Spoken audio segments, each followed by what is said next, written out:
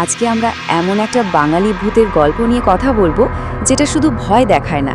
এই গল্পটা আসলে আমাদের দেখাবে কি করে সাসপেন্স আর রহস্যের মধ্যে দিয়ে একটা গভীর আর খুব জরুরি নৈতিক শিক্ষা বেরিয়ে আসে।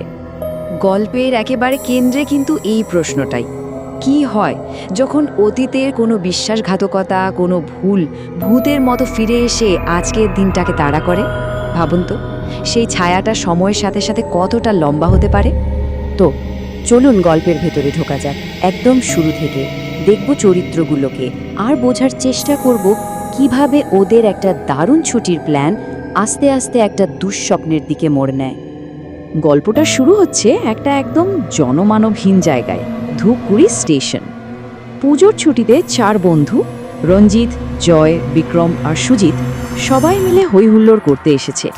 ওদের মনে তো ফুর্তি, কিন্তু স্টেশনটার পরিবেশটা কেমন যেন অদ্ভুত। একটা জমাট বাঁধা নিস্তব্ধতা, কেমন যেন অশুভ একটা ব্যাপার। ওদের কথা শুনলেই বোঝা যায় ওরা কি ভীষণ উত্তেজিত।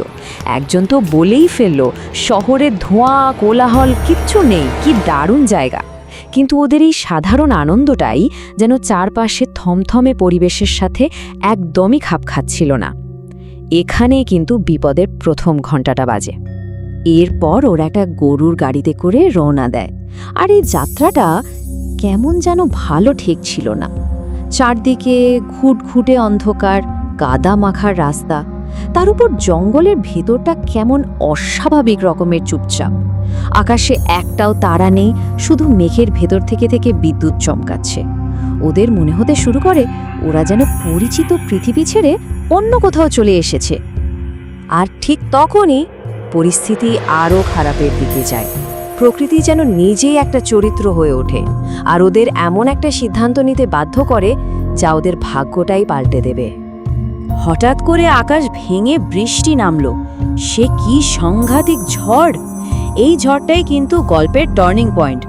ওদের ছুটির সব প্ল্যান ভেস্তে গেল আর ওরা একটা অজানা বিপদের মুখে পড়ল। গাড়ি ছেড়ে ওদের আশ্রয়ের খোঁজে বেরোতেই হলো। ঝড় বৃষ্টি থেকে বাঁচতে ওরা শেষমেশ একটা ভাঙাচোরা কুঁড়ে ঘরের খোঁজ পায়। ভেতরে একটা লণ্ঠন টিম টিম করে জ্বলছে আর তার নিচে বসে আছে একা এক শীর্ণকায় বুড়ি। আপাত দৃষ্টিতে আশ্রয় তো পাওয়া গেল, কিন্তু বুড়িকে দেখে ওদের মনের স্বস্তির বদলে কেমন যেন একটা অস্বস্তি হতে লাগলো। আর এই সময়েই রঞ্জিত একটা ভুল করে বসে। ও নিজের পরিচয় দেয়, বলে, আমি বিশ্বনাথ তালুকদারের ছেলে রঞ্জিত। ব্যাস, এই একটা নাম, এই একটা পরিচয় যেন ঘরের সব বাতাস এক মুহূর্তে শুষে নিল। বুড়িটার আচরণে সঙ্গে সঙ্গে একটা ভয়ঙ্কর হিমশীতল পরিবর্তন চলে আসে। এবার গল্পটা তার সবচেয়ে ভয়ঙ্কর মোড়ে এসে দাঁড়িয়েছে। ক্লাইম্যাক্স। যে আশ্রয় দিয়েছিল তারই আসল রূপটা এখন সামনে আসবে। রঞ্জিতের পরিচয় শোনার পরই ধপ করে লণ্ঠনটা নিভে যায়। ঘুটঘুটে অন্ধকার, আর সেই অন্ধকারের মধ্যেই ওরা টের পায় বুড়িটার শরীরটা কেমন যেন বদলে যাচ্ছে। একটা ভয়ঙ্কর রূপান্তর ঘটছে যা ওদের ভয়ে পাথর করে দেয়। আর তারপরই অন্ধকারের মধ্যে থেকে একটা বিকৃত গলা চিৎকার করে ওঠে, আমাকে চিনতে পারছিস না? আমি রানু পিসি রে, হতভাগা! ভাবুন একবার অবস্থাটা। এই ভয়ঙ্কর প্রাণীটা আর কেউ নয়, রঞ্জিতের নিজের হারিয়ে যাওয়া পিসি রানু, যে এখন প্রতিশোধের আগুনে জ্বলছে। ব্যাপারটা একবার ভাবুন। একদিকে রঞ্জিতের মনে আছে তার পিসির একটা মিষ্টি ভালোবাসার ছবি, যেটা ও হয়তো ফ্যামিলি অ্যালবামে দেখেছে, আর অন্যদিকে ওর চোখের সামনে দাঁড়িয়ে আছে একটা কঙ্কালসার মূর্তি। কোটরের ভেতর চোখ দুটো যেন জ্বলন্ত কয়লার মতো, চামড়াগুলো হাড়ের সাথে শুকিয়ে লেগে আছে। এই দুটো ছবির মধ্যে যে আকাশ পাতাল তফাৎ, সেটাই কিন্তু গল্পটার আসল ভয়। এই ভয়ঙ্কর দৃশ্য দেখে রঞ্জিতের বন্ধুরা আর এক মুহূর্তও দাঁড়ায় না। যে যেদিকে পারে ঝড়ের মধ্যেই দৌড়ে পালায়। আর ঠিক তখনই ধড়াম করে দরজাটা বন্ধ হয়ে যায়। ঘরের ভেতরে রঞ্জিত একা, আর তার সামনে তার প্রতিহিংসা পরায়ণ পিসির প্রেতাত্মা। গল্পটা এখান থেকে শুধু ভয় থাকে না, একটা গভীর দুঃখের দিকে মোড় নেয়। আমরা এবার জানতে পারবো কেন রানু পিসি এত ভয়ঙ্কর হয়ে উঠল। তার এই তীব্র ঘৃণার পেছনে আসলে কোন কষ্টটা লুকিয়ে আছে। ঘটনাটা খুব সাধারণ কিন্তু ভীষণ করুণ।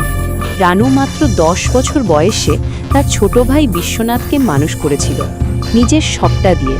কিন্তু সেই ভাই বড় হয়ে ব্যবসার টাকার জন্য তার কাছে পৈতৃক বাড়িটা চায়। রানু রাজি না হওয়ায় সে বোনকে একটা ভাঙা কুঁড়ে ঘরে রেখে আসে। কথা দিয়েছিল ফিরে আসবে, কিন্তু আর আসেনি। শেষ পর্যন্ত একাকিত্ব, অসুখ আর অনাহারে রানু মারা যায়। কেউ তার খবরও রাখেনি। একটা নিঃস্বার্থ ভালোবাসার কি মর্মান্তিক পরিণতি। আর তার ভাই তাকে কি বলেছিল জানেন? বলেছিল, তুমি যদি সত্যি ছেলের মতো ভালোবাসতে তাহলে বাড়িটা আমাকে দিয়ে দিতে। মানে ভালোবাসার কি অদ্ভুত মাপকাঠি! এই কথাগুলোই বুঝিয়ে দেয় লোকটা কতটা লোভী আর অকৃতজ্ঞ ছিল। তাই এখন রানু পিসির উদ্দেশ্য একেবারে পরিষ্কার। ও রঞ্জিতকে মারতে চায়। কেন? কারণ ও চায় রঞ্জিতের বাবা মানে ওর ভাই বুঝুক যে সন্তান হারানোর কষ্টটা ঠিক কেমন। সে তার বোনকে মেলেছিল টাকার লোভে, আর আজ সে তার ছেলের জীবন দিয়ে সেই ঋণের শোধ করবে। কিন্তু এই যে প্রতিশোধের আগুন, এই চক্রটা কি ভাঙবে? গল্পের শেষটা কিন্তু আমাদের একেবারে চমকে দেয়। সমাধানটা হিংসা বা মারামারিতে নয়, বরং এমন একটা জায়গায় লুকিয়েছিল যা কেউ ভাবতেও পারেনি। রঞ্জিত কিন্তু ভয় পেয়ে চিৎকার করে না, উল্টে ওর গলা দিয়ে বেরিয়ে আসে গভীর দুঃখ আর সহানুভূতি। ও বলে, পিসি, আমি তো তোমাকে ভালোবেসে দেখতে এসেছিলাম। আমাকে মেরে যদি তোমার আত্মার শান্তি পায় তাহলে তাই হোক। ভাবুন, এই কথাগুলো ওই প্রতিশোধের আগুনে যেন এক ঝলক ঠান্ডা জল ছিটিয়ে দিল। রঞ্জিতের এই নিখাদ ভালোবাসাটাই ওই প্রতিশোধের মায়াটাকে ভেঙে দেয়। প্রেতাত্মার চোখের আগুন নিভে গিয়ে সেখানে ফুটে ওঠে এক নরম, দুঃখী আলো। এটাই প্রমাণ করে দেয় হাজার বছরের ঘৃণার চেয়েও এক মুহূর্তের ভালোবাসা অনেক বেশি শক্তিশালী। শান্ত হয়ে গিয়ে রানু পিসি শেষবারের মতো কথা বলে। ও বলে যায়, লোভের জন্য যেন কখনো পরিবারের বাঁধন ছিঁড়ে না যায়, কারণ অন্যায় যতই পুরনো হোক একদিন না একদিন তার ফল ভোগ করতেই হয়। এই কথাগুলো বলে শান্তি পেয়ে সে অন্ধকারের মধ্যে মিলিয়ে যায়। গল্পটা তো এখানে শেষ, কিন্তু একটা বড় প্রশ্ন আমাদের জন্য রেখে যায়। আচ্ছা, বিশ্বাসঘাতকতার আসল দামটা ঠিক কি? লোভ, পারিবারিক সম্পর্ক আর ক্ষমা, এই তিনটে জিনিসের মধ্যে যে জটিল টানা পড়েন, সেটা নিয়ে ভাবার অনেক কিছু রয়ে গেল।